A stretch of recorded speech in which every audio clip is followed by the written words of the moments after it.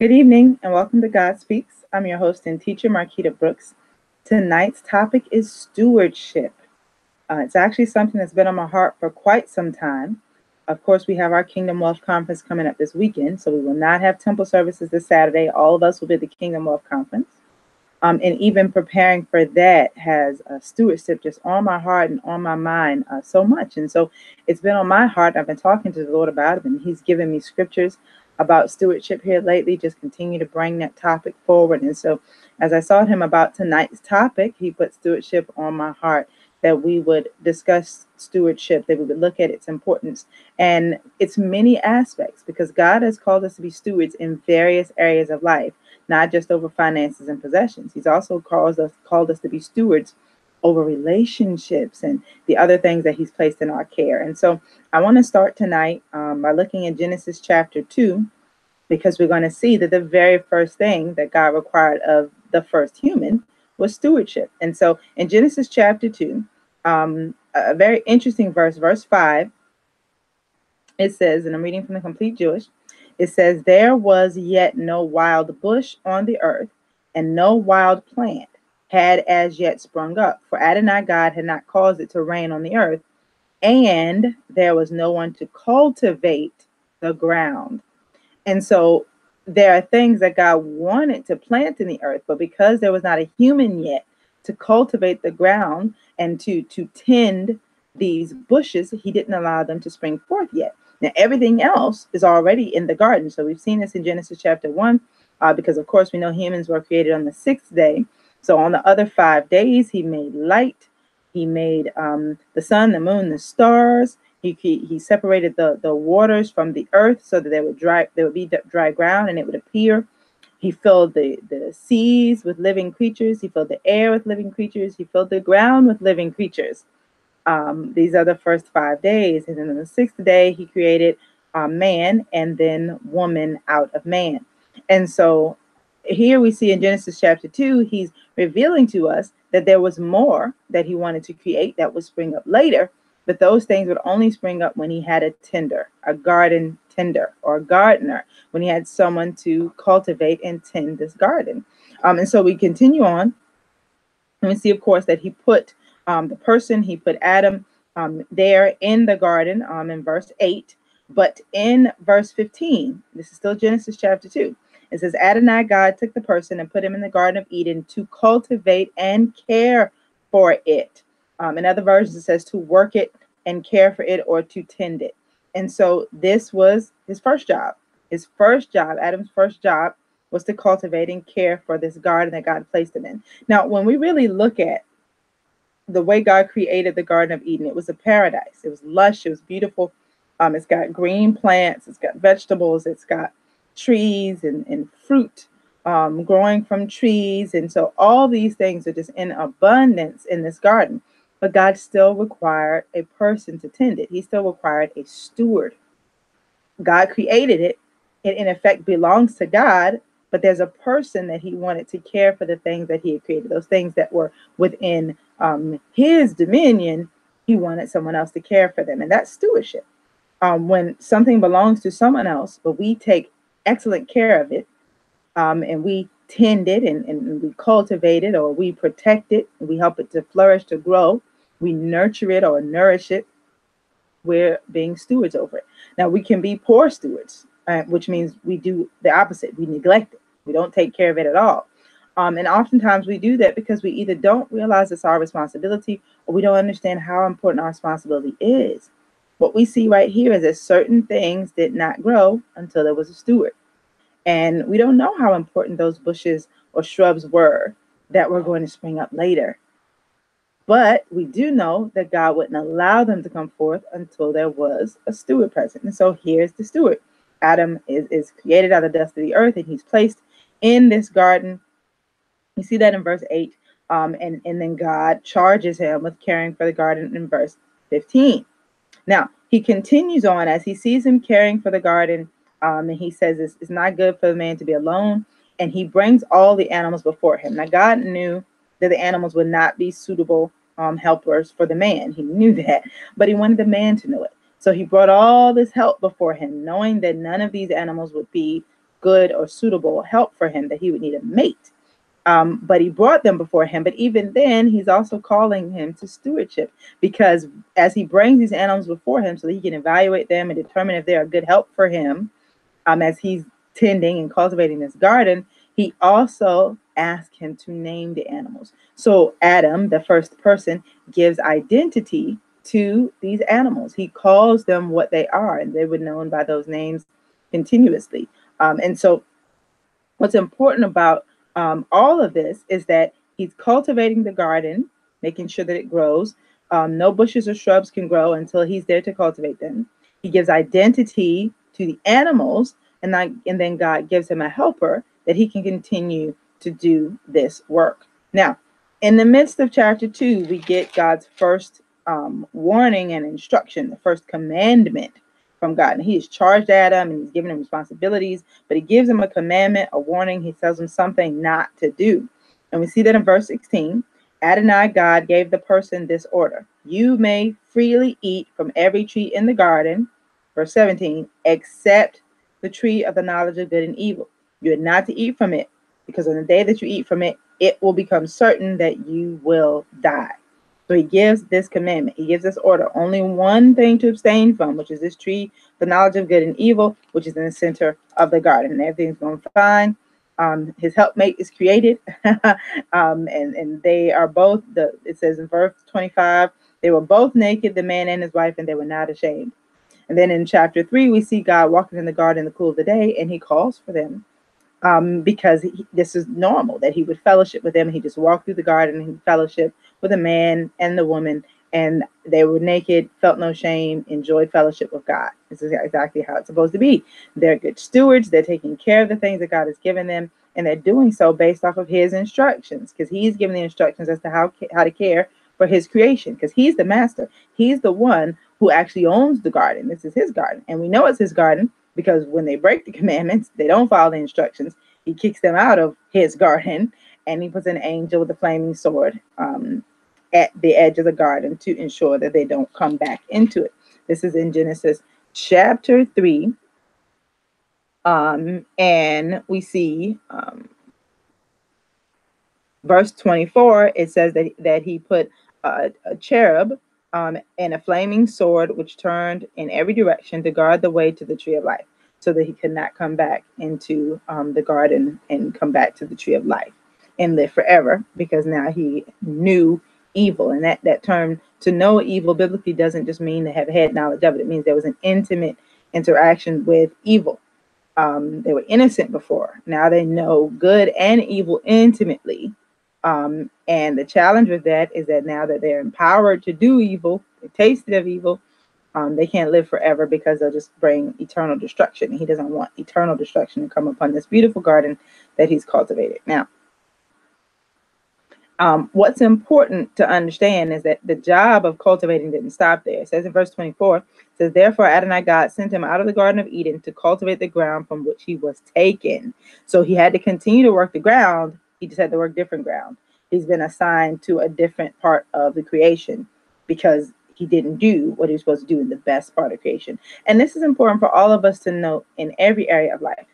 God calls us to steward all types of things. He calls us to steward possessions. He calls us to steward relationships and people, like in families, as we relate to them. He calls us to steward land. He gives us land and geographic regions.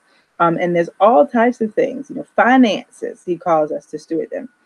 When we prove ourselves to be poor stewards, we get some things taken away from us because we're not good stewards over them. We're causing harm. We're causing there to be loss because we're not good stewards. So we lose privileges. We lose responsibilities when we're not good stewards. But when we are good stewards, then we get even more added to us.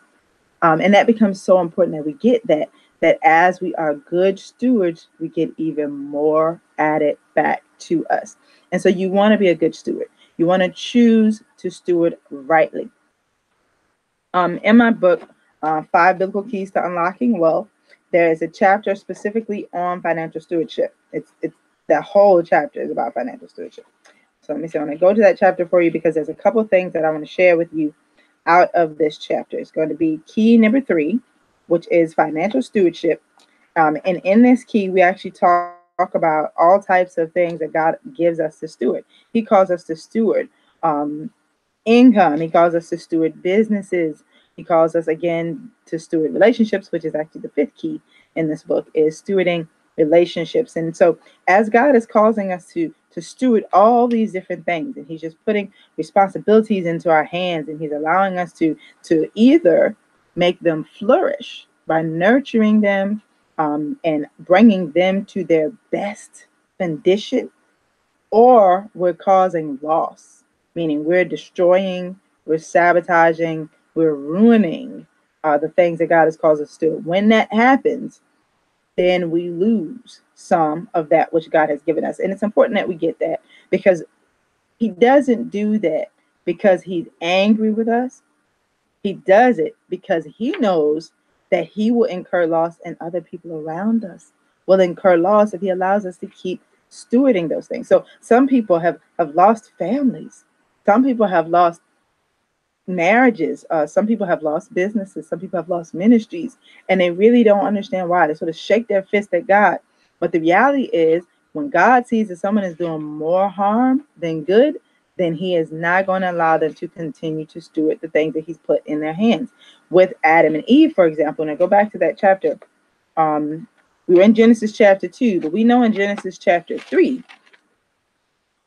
that God actually tells them the result of their falling away, because they fall away in Genesis chapter 3. The enemy tempts them. Eve listens to the enemy, and Eve tells Adam he should eat also. He listens to Eve, and everybody receives the consequences of their own sins. And of course, the scripture says that they are cursed, but it's not so much that God's saying, now I am placing a curse on you. The reality is, this is the result of your behavior. This is what it looks like when you do exactly what I told you not to do. This is how it results. And I'm allowing you to see this immediately, because I need you to shift. I need you to change, because you have now brought destruction, not just to yourself, but to this garden and to these relationships that I've caused you to steward. So what he says to the serpent, he says, because you have done this, you're cursed more than all the livestock and all the wild animals. You will crawl on your belly and eat dust as long as you live. I will put animosity, or other versions say enmity, between you and the woman, and between your descendant and her descendant. He will bruise your head, and you will bruise his heel. So the serpent was not a good steward over his relationship with the woman. So now there'll be enmity in their relationship. Why? Because she's never going to trust him again. She's never going to trust him again. She's going to teach her offspring, snake is dangerous. Don't listen to the serpent. Don't get near the serpent. It is dangerous. It will cause you harm and death. And so God puts the enmity there. He allows that to develop on purpose, because he did cause her harm and death. So he's saying she's going to stay away from you forever, and her offspring are going to strike you in the head, because you brought this death in this relationship. You could have been a good steward in this relationship. You could have been a good friend, a good advisor, but you weren't. You tricked them and you deceived them, and now you can't be in right relationship with them anymore, because you destroyed the relationship. You should have made it flourish. You should have made the relationship get better. That's not what you did. You brought destruction into the relationship. So now you're no longer going to have the pleasure of this relationship. Now, same thing happened with Adam and Eve, a little bit differently, but the relationship is addressed. So to the woman, he said in verse 16 of Genesis chapter 3, I will greatly increase your pain in childbirth. You will bring forth children in pain. Your desire will be toward your husband, but he will rule over you. Now, what that means is that a man ruling over a woman, controlling a woman, that's part of the curse, not a part of the original design. Yeshua said that God made the two one. That was the way from the beginning. So he did not desire for this rulership. He did not desire even for a woman to feel like she has to have a man. Like, your desire will be for your husband. This is that curse. Woman has to run after a man. And I'm sure most of us have seen women who just run after a man, have to have a man in their life, even if the man is just not good to them. They still have to have this man in their life. That's part of the curse. Yeshua came, the curse would be broken. But during the time of the curse, because she did not rightly steward her relationship with her husband, and she convinced him to do the very opposite of what God had specifically told him to do, now their relationship is one where he has to be ruler over her, because she did not rightly steward the responsibility she had to give him right information, to influence him rightly, to be a helper to him. Now we see even more happens as a result, not just in the relationship between Adam and his wife, but even now in his relationship to the earth, because he was the steward of the garden. He was there to tend and work the garden. He wasn't supposed to eat from the tree of the knowledge of good and evil, because now he can't tend the garden rightly. It won't flourish, and it won't give him its fruit anymore, like it was designed to do. So this is what's going to happen. Verse 17, to Adam he said, because you listened to what your wife said and ate from the tree about which I gave you the order, you are not to eat from it, the ground is cursed on account of you. You will work hard to eat from it as long as you live. It will produce thorns and thistles for you, and you will eat field plants. You will eat bread from the sweat of your forehead till you return to the ground, for you were taken out of it. You are dust, and you will return to dust. Now, here is another challenge. The fact that he sinned, though he was the cultivator, the steward of the ground, it actually affected the ground itself. The ground that was cursed, no longer able to bring forth that flourishing produce, now it's bringing forth thorns, thistles. He's got to work even harder to get a harvest because he didn't cultivate the beautiful good thing that he had when he had it. Instead, he wanted the very one thing that he was not supposed to have, which wasn't good for him, wasn't good for his wife, wasn't good for the serpent, wasn't good for the earth, wasn't good for anybody. So it's a short lesson for us on stewardship, but we've got to understand that we're stewarding more than just what is right in front of us. He was steward over the ground. Eve was supposed to be a helper to him, stewarding that relationship rightly, and the serpent should have been a helper to them, but that's not what happened. None of them stewarded their responsibilities rightly, and it affected the very thing over which they were steward. And that will happen in our lives as well. And so the scripture proves true, where it says those who have much will receive even more, and those who have little, even the little they have will be taken from them. When you have much because you've been a good steward in some form or fashion. You have much because you've been a good steward. But if you're a poor steward, even the little that you have will be taken away because you won't do rightly with even the little that you have. So it becomes so important that we are good stewards. So now let's look at another example. There's an example that's in my book. Remember, I was talking about it, the 5 Biblical Keys to Unlocking Wealth. And you can get it at 5keysbook.com, the number 5, KEYSBOOK.com. But in chapter 3, or in key 3, which is financial stewardship, there is the example of the dishonest manager or the shrewd steward, which is in Luke chapter 16. I'm going to take you guys there. But I'm going to read it to you. I'm going to read Luke chapter 16, verses 8 through 12 out of the book. It's actually on page 40 of the book, in the NIV. And this is what the quote reads, because this is an important lesson for us on stewardship. The master commended the dishonest manager because he had acted shrewdly. For the people of this world are more shrewd in dealing with their own kind than are the people of light. I tell you, use worldly wealth to gain friends for yourselves, so that when it is gone, you will be welcomed into eternal dwellings. Whoever can be trusted with very little can also be trusted with much. And whoever is dishonest with very little will also be dishonest with much. So if you have not been trustworthy in handling worldly wealth, who will trust you with true riches? And if you've not been trustworthy with someone else's property, who will give you property of your own? Now, the Lord is telling us a whole lot as he's commenting on this parable that he gives. Now, the parable, of course, is about a master of a business. He has a steward over his finances, which, would be like a bookkeeper for us in these days. And this person is supposed to be giving bills to his customers and then collecting on that money that's due in the accounts receivable. So now the master comes in and says, okay, how much is owed to me? Because it's possible he wanted to make an investment or a purchase. So he needed to know what he could expect to come back in his accounts receivable. But this manager didn't know. He had no idea. He was not keeping good books or books, any records at all. So he didn't know how much was due back to the master. So he had to call the customers back in himself and ask them to show him the bill that he had written them, because he didn't keep a copy of the bill.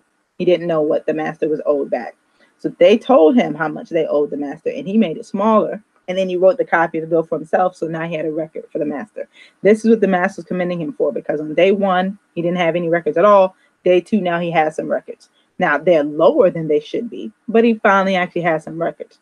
Now, what the Lord is actually saying here, he's not talking to us about accounting, though I actually use this as an analogy for accounting in my book, because accounting and bookkeeping is essential in business. But what he's talking about here to us is he's saying that this shrewd manager, though he was wicked, he knew that if he was going to lose that job, he needed to have some friends. So though he had not stewarded the assets, the finances of his master very well, he decided he was going to be a good steward over relationships with these people. And so he gave them all discounts. He did them all a favor. And now he's stewarding his relationships with these people so that when his money runs out, he's got relationships. Now, what the Lord is saying to us is that if we're not stewarding rightly the relationships in our lives, then we won't have eternal dwelling places. We won't have a place to stay for eternity. So this guy was trying to build friends so that if he needed somewhere to live, if he became homeless, he could live in their houses. Maybe one of these customers would let him live there because he cut their bill short. This is what he was hoping. But what Yeshua is saying is that we've got to steward people right. We've got to care about people. We got to care about the people in our lives, the people in our jobs, the people at school, the people in our neighborhoods, the people in our communities. People need all types of stuff from us. And while each one of us is just one person, and I'm telling you, I say that from experience because I definitely am one of the people who I like to help everybody around me, but it's just one of me. And so I'm limited in what I can do. The blessing is we can all do something for someone. And as we value people, because people are the true riches in this representation that the Lord has given us, as he explains the analogy, he talks about true riches. True riches are people. Souls are true riches. God cares about souls. So when we put people first and we make people paramount and we are a servant to people, then he will allow us to live with him forever. So you don't have to worry about not having a place to live and having to stay with the people we've been nice to. Instead, he's actually building a home for us to dwell with him forever because we're being good to people. Now, in the meantime, let's go back to what he said. He said, use worldly wealth to gain friends for yourself, meaning don't value money so much that you hoard it. Instead, bless people with your finances, with your possessions. That's worldly wealth. Finances and possessions are worldly wealth. It says, bless people with worldly wealth. That's worldly wealth. The people are eternal wealth because he wants souls in his kingdom and he doesn't want anyone to perish apart from him. So you use the worldly wealth to be a blessing to people so that now you're building the treasures in heaven, eternal wealth, because when you come before him, he'll have a record of all the souls you helped. Every soul you prayed for, every soul you said an encouraging word to, every soul you gave money to, every person whose rent you paid, every person who you allowed to stay in your house, like all those people, he's keeping a record of every single one of them. And he is going to reward you when you come before him. So now he says even more, whoever can be trusted with very little can also be trusted with much. Meaning if you have one person in your life who needs you to be nice to them, but you choose not to do it, then you're not going to have an opportunity to bless too many other people because everybody's going to get the idea that you're kind of funky, you have bad attitude, nobody's going to want to be around you, and you won't get an opportunity to really be a blessing. People won't trust you. Not to mention, God is not going to trust you with the souls of his children around you. So he's going to send them to somebody else to receive prayer and help and guidance and counsel. He's not going to send them to you. He's going to send them to somebody who's actually going to help them. So it becomes important that you actually care and that you actually do help. And you got to seek him about how to help because you can't do it in your own strength or wisdom because we can actually mess people up by trying to do it the way we think we should do it. When we seek him about how we should do it, he gives us strategy and wisdom, which will be a little bit at a time to help them develop and grow and build up their holy faith and become the people he wants them to be. This is what God would have us to do. And so if we are trusted with these little experiences, these little interactions, then he'll trust us with even more, meaning more people. If we bless the people he puts in our lives, he'll trust us with opportunity to bless even more people, which gives us even more eternal treasures in heaven. But listen to this, there's even more. But whoever is dishonest with very little will also be dishonest with much, meaning that one person in your life that you're mistreating, God is paying attention to that. The one person that you talk nasty to, that you avoid, that you're trying real hard not to help, that person, God is paying attention to that. And he's not going to open doors for you to do that to a whole bunch of other people. Instead, your relationships will start to shrink. You'll have less and less and less relationships. And very honestly, we are designed to be interactive. Our soul needs that type of fellowship. And so eventually it will harm us too in this earth realm. And then, of course, when we die, it'll harm us because it talks about the Lord separating sheep from the goat, or the sheep from the goats. And the sheep are the ones that obeyed his word and were kind and blessed people. And the goats are the ones who didn't. They didn't help people. They didn't go to visit sick and shut in people. They didn't visit people in prison. They didn't give a kind word to people. They didn't welcome into their homes. They didn't feed them. They didn't do any of those things. And so he's going to say, depart from me. because he cares about souls. That's true wealth. That's the true wealth he's talking about in this next sentence. So he says, so if you've not been trustworthy with handling worldly wealth, that's your possessions, who will trust you with true riches? So now he wants us to be a good steward, meaning he wants us to keep an account of our possessions and our finances. And we're going to read a proverb about that in just a minute.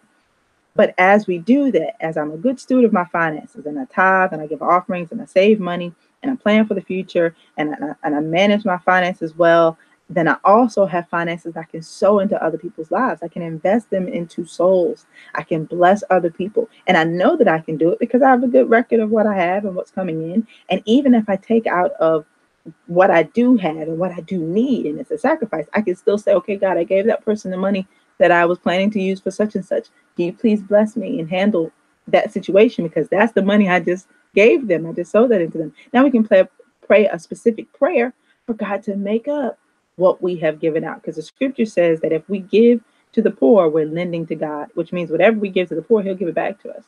And so it's important that we understand that we have faith for that, but we're also good financial stewards, that we know what we gave and what we need God to give us back. It becomes very important that we do that. So additionally, what we want to learn about this is that worldly wealth, when a good steward of my worldly wealth, puts me in position to be able to bless other people. And again, that's true riches, those souls. And so it says, if you haven't been trustworthy with someone else's property, who will give you property of your own? Now that statement means so many things. When the Lord speaks, he's speaking on multiple levels at the same time. And he means it just literally, financially. Like, for example, if you're renting a home and you want to buy a home, you got to take care of the home you're renting. If you're not taking care of the home you're renting, why would somebody allow you to buy a home from them? Why would God give you the finances to buy a home? Why would someone give you a mortgage so that you can buy a home? You've not been a good steward over the home you're renting. Why should you get one of your own? This is also true, for example, in your workplace. If you're not doing a good job on the projects they've already given you, why would they give you a raise? Why would they put you in a position of responsibility and authority? You're not going to be a good steward over that either. And give you your own project to manage when you haven't been doing the job that they've given you in the project someone else is managing. And so that becomes, again, another literal reflection of what he's saying. But even more than that, think about all the relationships in our lives. If we're not good to friends, why would God give us a spouse? It's a much more requiring relationship. Marriage requires a lot more than friendship does. And so if I'm not handling those relationships right, why would God give me this type of relationship?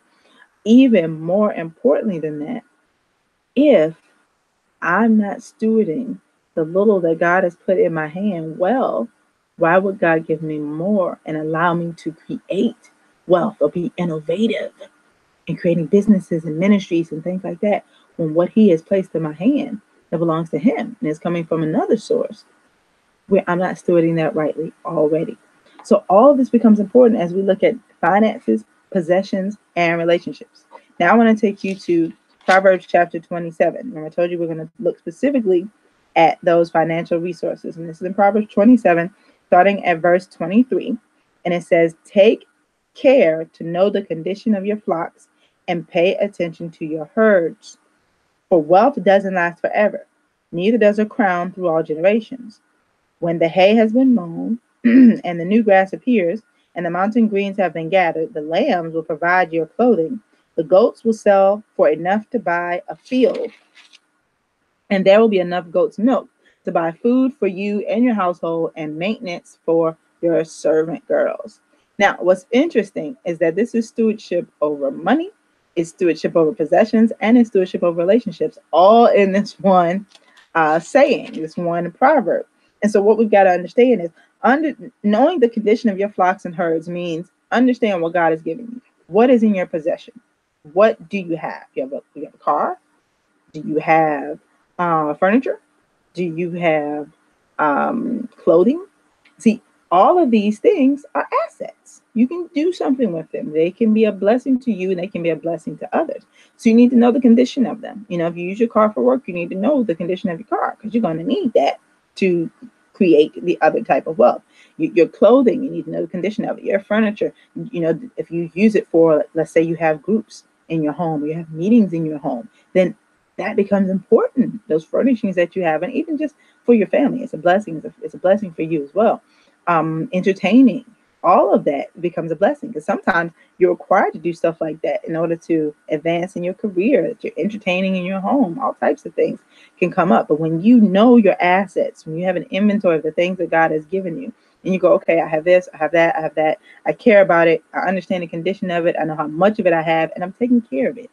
When you do that, when challenging times hit, you can actually fall back on the stuff that you have, because you've got some things that can help you through a tough spot. Like, are you storing up food or water? Do you have food and water in your home? Because if you do, when challenging times hit, if there's a storm and the water is out and the power is out for a while, you'll have enough to take care of your family. And this analogy, this parable, is actually saying this. This particular proverb says that the lambs will provide your clothing, the goats will sell for enough to buy a field. There'll be enough goat's milk to buy food for you and your household, and maintenance for your servant girls. So he's saying you might not have a lot of cash in the bank, and that's okay.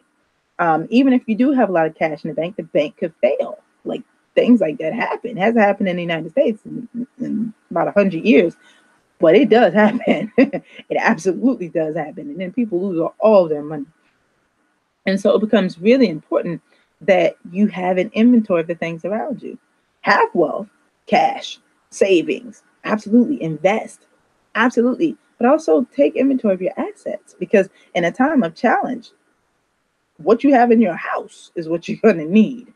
Store up food, store up water, and have other valuable assets that you can trade, like the goat's milk. He said there'll be enough goat's milk for you to buy food, because you can trade that goat's milk with the farmer next door who has corn. Like, that's the whole point, because back then, of course, they did much more bartering than using of coins and other things like we have today. But either way, when challenges hit, people go right back to bartering, and you can get all types of stuff because you have assets in your home that someone else needs. And so it's important that you actually have true wealth. True wealth is something that's going to bless you and your family. Food blesses your family. Shelter blesses your family. Land, because you can build shelter on it, and you can even keep animals. That's true wealth. It blesses your family. All these things are important. Clothing is essential for life. You don't have to have the nicest clothes, but you got to have weather appropriate clothes. That is an asset, that weather appropriate clothes. And so all these things, blankets and comforters, these things become important, because you don't know what type of challenge can arise. And so having assets in your home and knowing the assets you have are a real blessing. But why are these assets important? What he's saying is food for your household and maintenance for your servant girls, meaning you can take care of your family and the people that are important to you in your life. Most of us don't have servants. Some people do. Some people still do have domestic servants in their home, but most of us don't. But even if you do, or even if you don't, there are people in your circle that if there's a challenge, you're going to want to reach out and be able to help them. If you know the assets you have, and you're making sure you have important assets, like, don't buy a whole bunch of crap. Like, honestly, when challenging times hit, you're not going to care anything about technology, because probably it won't work. But real assets, food, water, blankets, clothing that's weather appropriate, all that stuff is going to be so important. And some people really may not have it. And the people who don't have suffer the most during challenging times. Those who have, you'll be given even more. Why? Because you can sell it and you can barter and you can get more stuff. But those who don't have, even the little you have will be taken away. The poor suffer really, really terribly during challenging times. They become homeless. They have no food and no way to get things, and they die during challenging times. Like when Hurricane Katrina came, I have wealthy friends that were in Louisiana, and it didn't affect them at all, because they went to their other home, which was outside of where they normally live.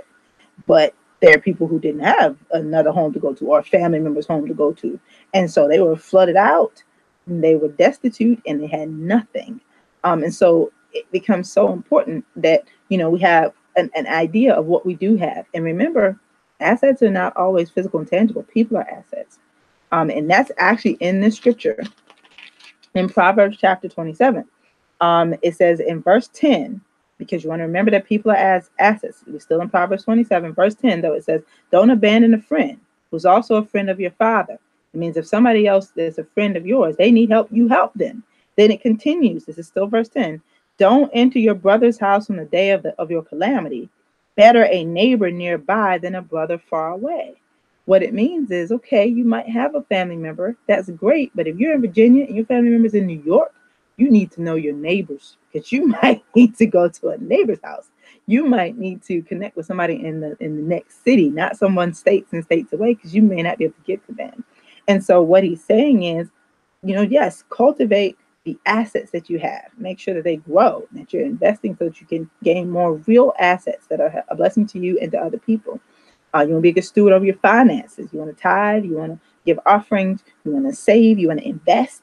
And you want to manage your finances well to make sure they handle all your responsibilities. And more than anything, you want to make sure your money makes money for you. But you want to cultivate relationships, because when people around you are challenged, you want to trust them enough that you can help them. You can welcome them into your home. And you want to be trustworthy enough that if you and your family are challenged, that someone nearby would welcome you into their home as well, not have to go across the country to somebody who's familiar. Instead, you can go right to a friend nearby, because you have been a good steward over those relationships within your community. People know you. They know your kids. You know them. You know their kids. You guys trust each other. You have good relationship, with good communication. See, these things are essential, because we never know what's going to happen. We never know what challenges are going to come. And even if no challenges ever come, you may be the only kind person that someone sees regularly. You may be the only kind word they get. You may be the only believer that they know. So you may be the only person who's shining God's light out to them. And without even knowing it, you could be winning a soul for the kingdom. And that is true wealth. That's what God cares about. And so I want to encourage you, as we think about stewardship, definitely think about your finances, because it's very important, as God has given us the power to create wealth, and those finances allow us to be a blessing. But look also at the assets that you have that are a blessing to the people around you. And more importantly, everything should be all about your relationship with God first, and your relationship with people second. Because God is first, people are second. Then we want to have assets and we want to have wealth, because it's all about God and it's all about his people. That's what it's really about. And if our heart's in the right place, he will bless us, because he'll know that we're going to be good stewards over more, because we're being good stewards over the little that we already have. This is the test of each one of us every single day. Every choice we make, every word we speak, every action that we take reveals whether or not we're a good steward. Everything we do, it reveals whether or not we're a good steward. Prove to God that you're a good steward. Prove to yourself that you're a good steward, and model good stewardship for your children and your grandchildren and the people around you, because you want them to have whole and healthy lives as well. And you want God to look at them and say, well done, my good and faithful servant. And it's because of the wonderful example that they saw in you and the legacy that you were able to leave for them, because that's what God is calling us to. I pray that blessed you. I hope it really touched your heart, because these are things we've got to really think about. We've got to be more intentional as God positions us to be a blessing in the earth, and he uses us to advance his kingdom in many, many ways. Please be reminded, we will not have temple services this weekend, because we'll be at a Kingdom Wealth Conference. I'm so excited about it. I can't wait to give you guys a report next week, for those of you who are not going to be there. And then we will resume, of course, temple services the following Saturday at 3 p.m. at Temple of Peace at 3115 Wickham Avenue, and if you in Newport News, Virginia. If you'd like more information about our services, go to TruthinSpirit.org. That's TruthinSpirit.org. Again, I hope that blessed you, and I look forward to seeing you soon.